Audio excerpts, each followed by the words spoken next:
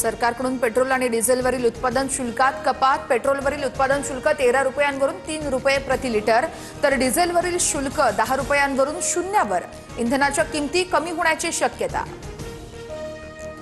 देशाकडे 60 दिवस पुरेल इतका तेल साठा. 1 महिन्याच्या एलपीजी पुरवठ्याची पूर्ण व्यवस्था. इंधन टंचाई असल्याच्या अफवेनंतर केंद्र सरकारचं स्पष्टीकरण. आखाती देशातील युद्धावरती पंतप्रधान मोदी सर्व राज्यांच्या मुख्यमंत्र्यांसोबत संवाद साधणार. आज संध्याकाळी 6:30 वाजता व्हिडिओ कॉन्फरन्सद्वारे चर्चा होणार. निवडणूक असलेल्या राज्यांचे मुख्यमंत्री बैठकीला मुकणार.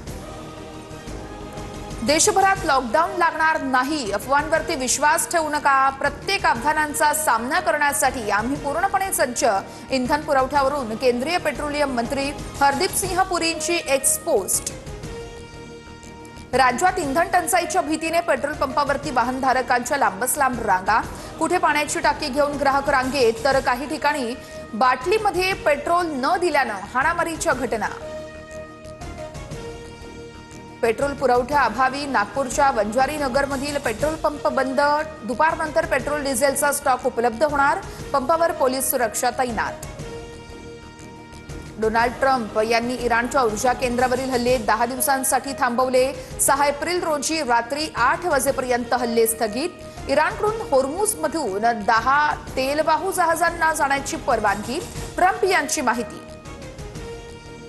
महिलांसोबत केलेली कृती विधीचाच भाग. अशोक खरातचा तपासामध्ये अजब दावा. माझ्या अंतर्मनानं धोका दिला. मी भले केले तेच उलटले. खरातची उद्विग्न प्रतिक्रिया. सूत्रांची माहिती. अत्याचारी खरातचा HIV रिपोर्ट निगेटिव्ह. भविष्य सांगण्याच्या बहाण्यानं 150हून अधिक महिलांवरती अत्याचार केल्याचं तपासात उघड. खरात सध्या पोलीस कोठडीमध्ये.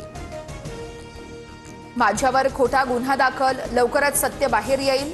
वसईतील भोंदूबाबाची Facebook post. पुण्यातील 35 वर्षीय महिलेवरती अत्याचार केल्याप्रकरणी भोंदू ऋषिकेश वैद्य विरोधात गुन्हा दाखल.